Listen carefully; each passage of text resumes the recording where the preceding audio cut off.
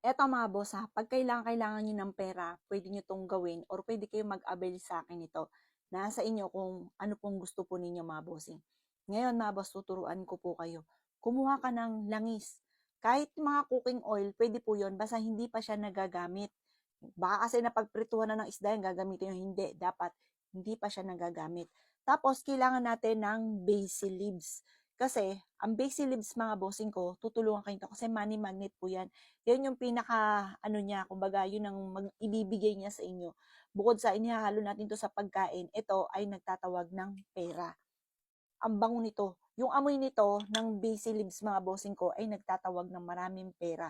Mas mainam gagamitin nyo yung dry na basil leaves kesa sa basa. Kasi maaaring yung basa, amagin pa po siya. Madami pa yung oil po ninyo. Pwede rin ng baby oil, langis ng nyog, pwede rin po siya. Ibababad nyo po siya. Tapos ito, mga kahit konti lang. Or kaya kung marami kayong dami-damihan nyo na yung basil. Tapos magbabad, samahan nyo ng babara ng cinnamon. Itong basil at saka itong cinnamon, pag binabad nyo to sa oil, tapos pinahid nyo sa inyo pong palad, money magnet na yan kung tawagin. Mabilisan na pagtugon, lalo na sa usapin ng financial. Ito lang dalawang ito at saka yung langis. Yung langis kasi, kasi di ba madikit yung langis, kapag nga po hindi nyo siya sinabon ng maayos, hindi talaga siya natatanggal, para manuot, dumikit ang swerte, lalo na sa financial. Kaya kung ikaw ay may negosyo, pwede nyo siyang gawin at makakatulong po ito. Pero syempre, kapag sa akin kayo nag-avail, ritualado lahat ng aking mga pampaswerte. Ang bawat pagbuhos or paglagay mga bossing ko ay meron pong orasyon. May mga ritual.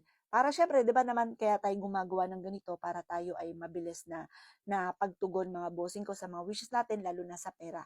Kaya kung ikaw ay may problema sa pera, lubog ka sa utang, ang negosyo nyo napakatumal, lagi nag-aaway ang lahat ng miyembro ng pamilya, yung nakatira doon, lagi tungkol sa usapin ng pera.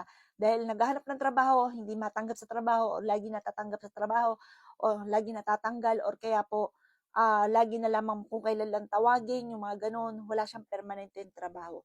Kaya mas mainam mga bossing ko, gawin natin to na pantaboy ng malas at panghatak ng swerte para masolusyonan ko naman ang problema pinagdadaanan ng mabilis.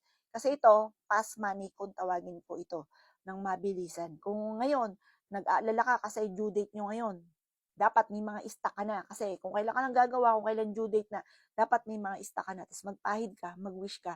Yung amoy nito, pag pinagsama, boom, swerte. Kumbaga yung swerte po, lalo na sa financial, bukod sa pagiging masipag at matyaga, may patutunguhan. Kasi minsan mga boss, kahit masipag at matyaga ka, minsan mapapaisip ka, bakit ganun? Lahat na nirakit ko, masipag at matyaga naman ako, kukunti na nga lang ang tulog ko, pero lagi pa rin walang pera. Isang malaking question mark yan. Kailangan mo lang ng panghatak na swerte, lalo na sa pera mga bossing. Ito, nabura na nga lang siya, basil po yan, na natuyo mga bossing. Basta ito yung perfect combination.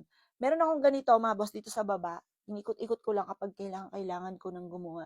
Pero syempre, yung sa amin mga bossing ko, yun po ay nagkakalaga lang ng parang 55 pesos. 55 pesos ganyan po siya. Sarili ko na yung gawa. Mabango din po yung langis namin kasi ginagamit ko berries. Talagang may proseso mga boss at pinauusukan ang bawat botelya at bawat langis mga bossing. Abili na po kayo mga boss. O ngayon, kung gusto nyo gumawa, tinuro ko po sa inyo, basta positive ka habang ginagawa nyo po ito. Naniniwala ka sa ginawa ninyo na makakamit nyo kung ano man ang ninanais. O siya mga boss ha. Good luck po sa inyo po lahat. Ang paggawa nito ay alas 7 lamang po ng umaga, basta umaga, kung saan papalaki ang sinag ng araw. Huwag yung gagawa sa hapon mga boss ha, dahil swerte ang nais natin at hindi po negatibo mga bossing.